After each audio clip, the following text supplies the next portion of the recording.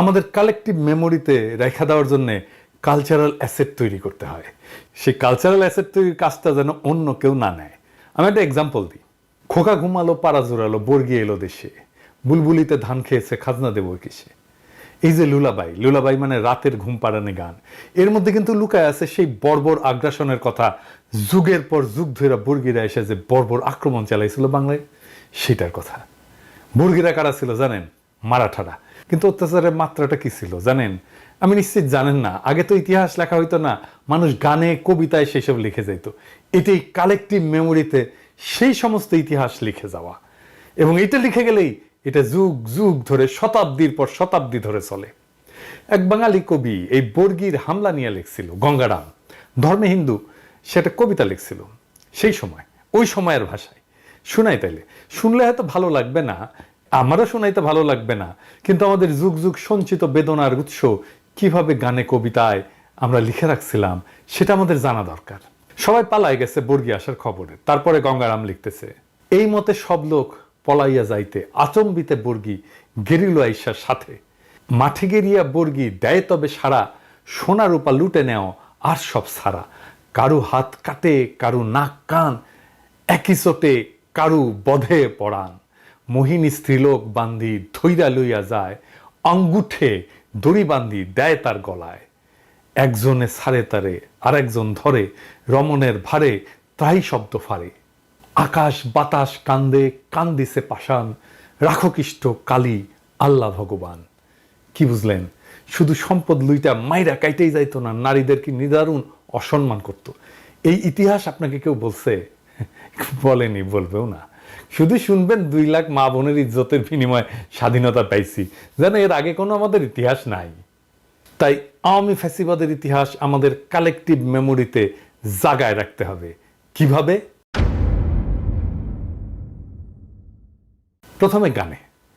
আন্দোলনের সময় আমাদের বেশ কিছু র্যাপার উঠে আসছে, আওয়াজ উঠা গানটা শুনছেন না? আরো অনেক গান দেখলাম। আজকে একটা, এই যে পায়েল নামের এই ছেলেটা গান একটা শুনলাম, কি অসাধারণ গান, এডিটর সাহেব একটু শোনান।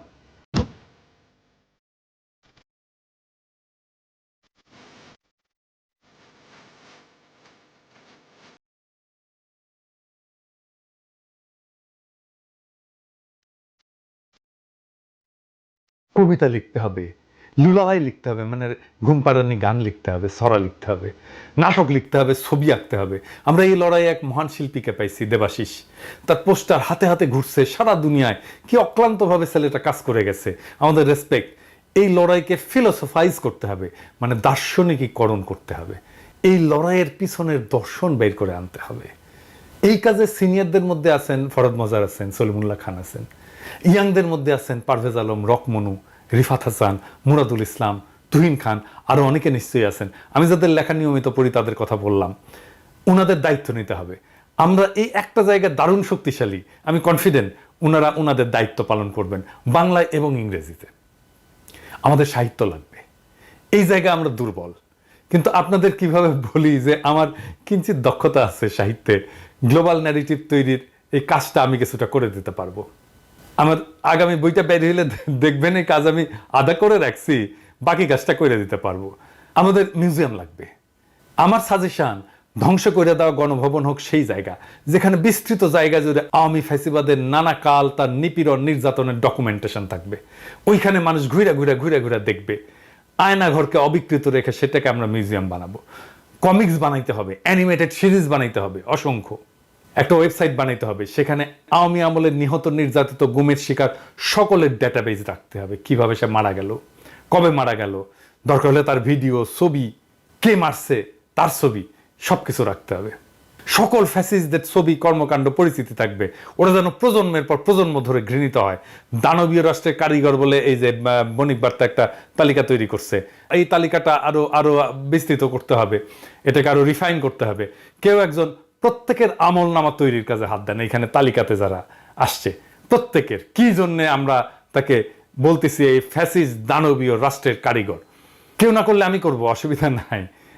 আমাদের সিনেমা বানাইতে হবে, অসংখ্য সিনেমা বানানো যাবে শুধু এই জুলাই আগস্ট বিপ্লব নিয়ে, আন্তর্জাতিক মানের হলিউডের পরিচালক দিয়ে। আমি যা যা বললাম তার মধ্যে আমি হয়তো নিজে ছবি আঁকতে পারবো না, গান গাইতে পারবো না, কিন্তু অনেক কিছুই নিজে পারবো, যেমন সিনেমা বানানোর জন্য প্রযোজনা করতে পারবো, টাকা জোগাড় করে দিতে পারবো, স্ক্রিপ্ট লিখতে পারবো, কিন্তু আমার এই কাজগুলো আমাদেরকেই করতে হবে দেশের ভবিষ্যৎকে নিরাপদ করতে। আর একটা জিনিস দোহাই লাগে, কেউ নিজের আখের গোছানোর কথা ভাইবেন না। আর একটা জিনিস লাগবে, সেটা হইতেছে আমাদের একটা ইংরেজি নিউজ চ্যানেল লাগবে আল জাজিরার মতো। খালিদ মহিউদ্দিন এই ক্ষেত্রে ভূমিকা রাখতে পারে। খালিদ মহিউদ্দিন যদি এই দায়িত্ব নেয়, সে এটা পারবে করতে। দরকার হলে আমরা সবাই মিলে টাকা জোগাড় করে দেবো, কিন্তু আমাদের এটা লাগবে। আর ফাইনালি একটা গেমস বানাইতে হবে। কি সেটা? আসেন শুনি। এখানে প্রোটাগনিস্ট হবে ছাত্র আর ভিলেন হাসিনা। হাসিনা শক্তি নেয় তার বাবার স্পিরিট থেকে, বাইরে থেকে শক্তি যোগায় ইন্ডিয়া আর মোদি। পশ্চিমা শক্তি সাপোর্ট করে ইন্ডিয়াকে। হাসিনার কাছে পৌঁছানোর আগে আসে ছাত্রলীগ, পুলিশ। সেই পুলিশ গুম করে, ক্রসফায়ার করে, তারপরে আসে ডিজিএফআই, আয়না ঘরে ঢুকায়। অপশন থাকবে রাস্তার সমাবেশ মিছিল করে শক্তি সংহত করার প্রোটাগনিস্টের, সেটা করতে দেবে না পুলিশ। রিয়েল লাইফ চেহারা থাকবে ভিলেনগুলার সবার, যেমন হাউন আঙ্কেল থাকবে, বিপ্লব থাকবে, মনিরুল থাকবে, প্রদীপ থাকবে, ওদের মতোই চেহারা থাকবে। ছাত্রলীগের সাদ্দাম টাদ্দামের মতো চেহারা থাকবে, তারপরে ওই মোটা আজিজ টাজিজের মতো চেহারা থাকবে, বেনজিরের চেহারা থাকবে। নির্বাচনে হারানোর চেষ্টা থাকবে, সেটা 900 ভোট করে হোক, দামি নির্বাচন করে হারা দেওয়া হবে। বেনজির থাকবে, ক্রসফায়ারে মারা গেলে খেলা শেষ। আদালত থাকবে, এবং আদালত কিভাবে রিমান্ড দেয়, কিভাবে ফরমাইশি রায় দেয়, দিয়া কিভাবে প্রোটাগনিস্টকে বিপদে ফেলে। গ্রেপ্তারের পরে একটার পর একটা লেভেল ক্রস করার পরে আসবে ফাইনাল স্টেজ, পুলিশের সাথে যুদ্ধ। সরাসরি গুলি, ছাত্রলীগ পুলিশ একসাথে আইসা হামলা করবে, হেলিকপ্টার দিয়ে গুলি করবে, স্নাইপার দিয়ে গুলি করবে, শহীদ হওয়া থাকবে। এইসবের পরে হাসিনার পরাজয়। পরাজয়ের নানা অপশন থাকবে। একটা হাসিনার পলায়ন, একটা থাকবে হাসিনাকে গ্রেপ্তার, অথবা হাসিনাকে হত্যা করা নির্মমভাবে। আমি চাই বাংলাদেশি টিম এইটা করুক। আমরা আমাদের কালেকটিভ মেমোরিতে, ভার্চুয়াল মেমোরিতে আমাদের ভবিষ্যৎ প্রজন্মকে আমরা ট্রেন করতে পারবো, দেখাইতে পারবো আমরা কোন লড়াইটা করে আসছিলাম। আমাকে জানান যদি কোনো টিম এটা করতে চান। ফান্ডিং আমি ম্যানেজ করব, কিন্তু এই গেমস লাগবে। আওয়াজ দিবেন কে করতে চান।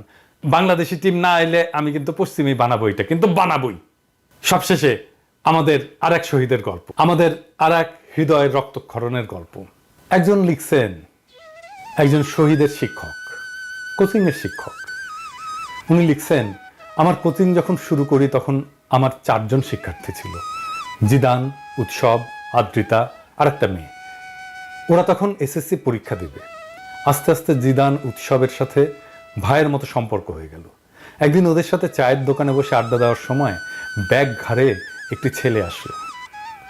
তখন কিন্তু সন্ধ্যা, ছেলেটা জ্বলতেছিল, নুরানি চেহারা। আমি মনে মনে ভাবলাম, এত সুন্দর দেখতেও ছেলে হয়। ছেলেটা আর কেউ না, আমার ফারহান। আপনারা যাকে ফারহান নামে চিনেন, আমি তাকে ধলা বলে ডাকতাম। কেননা ও এত ফর্সা ছিল যে ওকে ধলা বলে ডাকতাম। আমাকে ফোন করে বলতো, ভাই আমি ফারহান বলছি, কিন্তু যতক্ষণ না ধলা বলতো আমি শুনতাম না। ফারহান কোরআনের হাফেজ, সুন্দর কোরআন তেলাওয়াত করতো। কিন্তু যেদিন আমার কোচিং আসলো সেদিন আমি বুঝলাম যে ও শুধু দেখতে সুন্দর বিষয়টা এমন না, ওর মেধা তার থেকেও প্রখর। কোনো জিনিস ওকে বুঝিয়ে দিলে সেটা 2 বার পড়া লাগতো না, অনেক দিন ধরে মনে রাখতে পারতো। আমার কানে এখনো বাজে, ও আমাকে বলতো, ভাই তুমি যেভাবে জিদানকে বানাইছো আমাকে অমন করে বানায় দাও। ওর অবস্থা এতটাই খারাপ ছিল যে পাশ করতো কিনা সন্দেহ ছিল। আমি ওকে একা একা পড়িয়ে ঠিক করেছি। এমন অনেক সময় হিসে রাত 3টায় আমাকে ফোন করে বলছে, ভাই পড়তে না মন চাচ্ছে না, একটু মোটিভেশন দাও।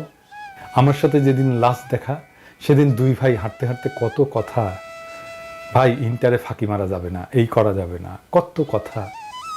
কিছু হলেই আমাকে বলতো, ভাই কি করব, এটা করা ঠিক হবে কি?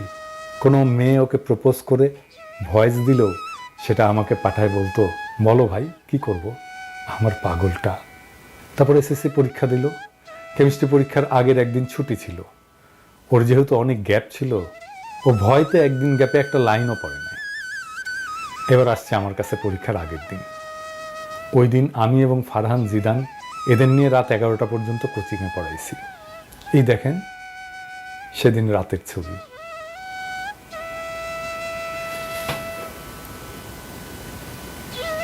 যেই দিন পরীক্ষা শেষ তার পরদিন সকালে উঠেই বান্দাগুলো আমার কোচিংয়ে হাজির। কারণ কি, তাদের টাকা দিতে হবে। ওই দিনের কথা তো আমি ভুলবই না। ওই দিন যা করছে এবং আমার পঞ্চপাণ্ডব ভুলা, আল্লাহ এখনো হাসি পায়। তারপর যেদিন রেজাল্ট দিবে তার আগের দিন রাত 12টা পর্যন্ত আমাকে কোচিংয়ে আটকায় রাখছে। কারণ কি? তার ভয় লাগতেছে সে কি প্লাস পাবে নাকি। আমার কোচিংয়ে সেই বিকাল থেকে এসে বসে আছে। আমি অন্য ব্যাচের ক্লাস নিচ্ছি আর মাঝে মাঝে এদিকে এসে বলতেছে, ভাই প্লাস কি পাবো? ও ভাই কও না, তুমি যা কও তাই তো হয়। ওর প্রেশার দেখে আমি ওকে চায়ের দোকানে নিয়ে গেলাম, গিয়ে চা স্প্রাইট খাওয়াইলাম, আইসক্রিম খাওয়াইলাম এবং কিছু টাকা দিয়ে বললাম আরও খা। পরে অনেক রাতে সে আমাকে ছাড়লো। রেজাল্টের দিন সবাই আগে মা বাবাকে জানায়, আর ফারহান সবাই আমাকে ফোন করে জানিয়েছে। দুপুরে খুশির ঠেলায় আমাকে জড়ায় ধরে কি যে করলো আল্লাহ। তারপর বিকালে ওর খালাকে নিয়ে আসলো মিষ্টি খাওয়ানোর জন্য। ওই যে পাঞ্জাবি পরা ছবিটা ওই দিনের। এরপর শুরু হলো আসল যন্ত্রণা।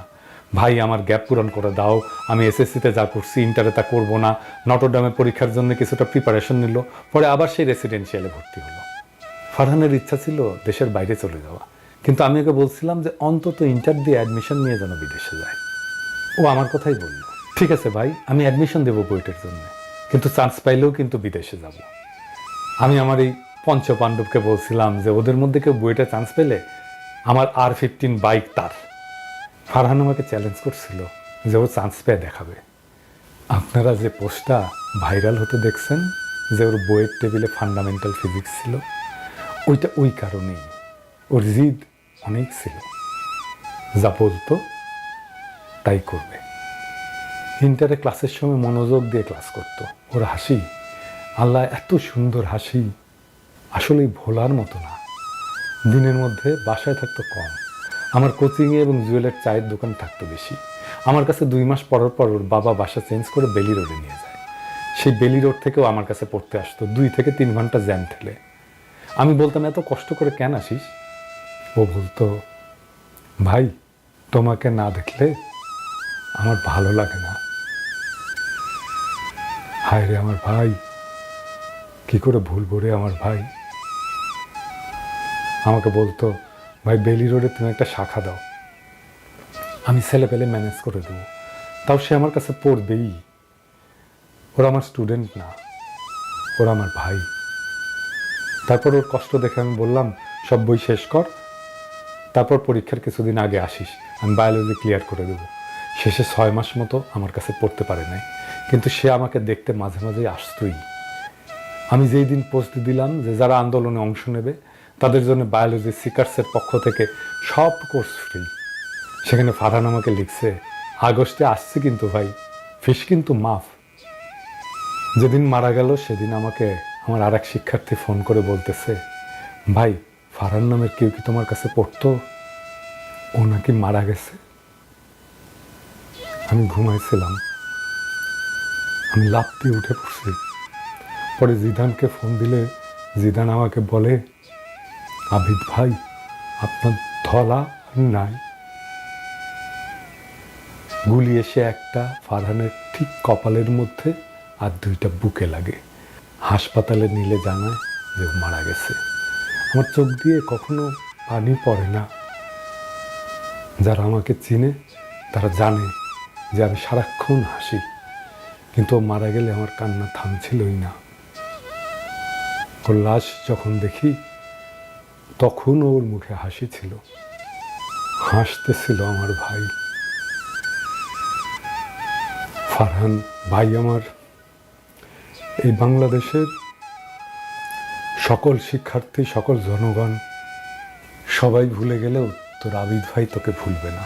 তোর আবিদ ভাই সারা জীবন তোকে মনে রাখবে। তোর রক্তের বিনিময়ে যে স্বাধীনতা আমরা পেয়েছি সেটি রক্ষার্থে কাজ করবে।